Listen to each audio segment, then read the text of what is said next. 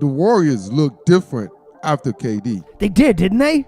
They look like, as I said in the intro, they look like the old Warriors. Draymond, those three, they look a little bit different. Yeah, man. Draymond Klay fired Thompson, up, and Klay Thompson fired up. We're going to talk a little bit about Klay Thompson. The crowd was a little bit different. Yeah, it was. Know? All of a sudden, the Splash Brothers were heard from again. And this is what we were going to talk about here. And we were going to talk about where are the Splash Brothers in this series, because this one's been all the home all the time. When they went down to Houston, the Rockets just got all on top of the Warriors in those games. Steph Curry's hasn't looked like Steph Curry. He's looked average. And Klay Thompson hasn't been playing up to it either. It's been KD trying to take the whole team. There hasn't been that Warriors energy with him. Now, tonight, they went up early. KD's playing well. Houston comes back. KD goes out. And all of a sudden, it looked like that old Warriors energy again, man. Klay's playing.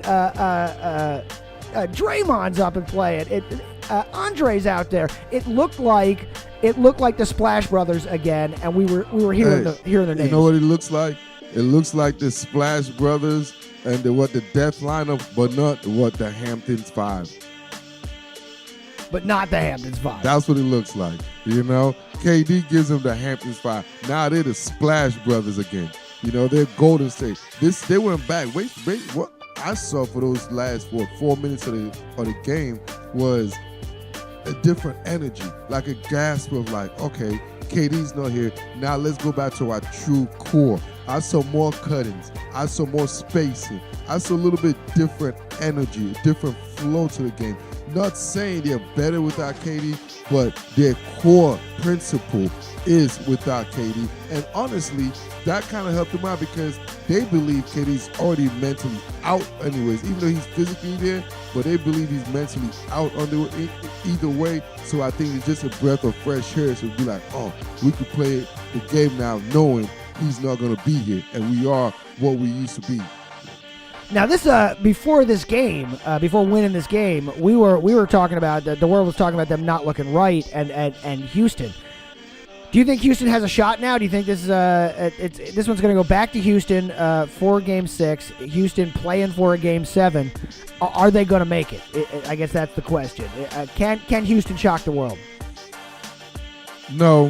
Yeah. I don't think they can, because I think CP3 is literally, like, he's getting old right in front of us. Like, this guy is missing easy, and he's traditionally known as a real good free throw shooter. I'm watching games, just no analytics, just my eye test. I'm watching him looks old, looks slower. He just really aged right in front of us, dude. I'm like, am I the only one watching this? He looks like he's 40, 50. He looks like Dwayne Wade right now. That's what he's looking. He does look like he's come toward the end of whatever he had for this season. You know, like he's running on fumes at this point out there. So I'm with you. Before the game tonight, I would have said, yeah, they could shock him, and it would depend on how the game went tonight.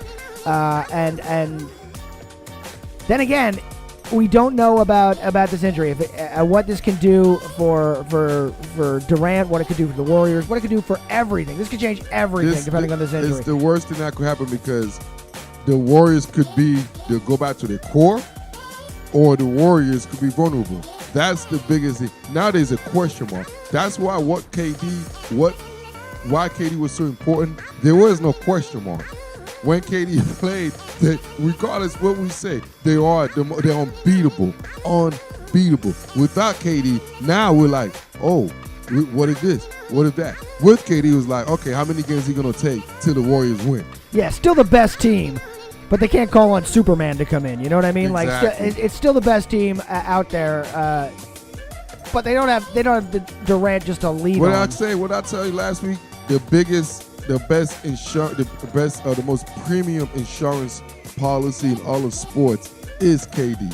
The most premium insurance policy, because you could be 4 for 16 like Steph. You could have a horrible playoff like Steph and Klay, 2 All-Stars. What team could say that? You have 2 All-Stars playing against another elite team, and you're still in the matchup, and you get swept. You know, look at Boston. I had 2 All-Stars, and they basically got a gentleman's sweep.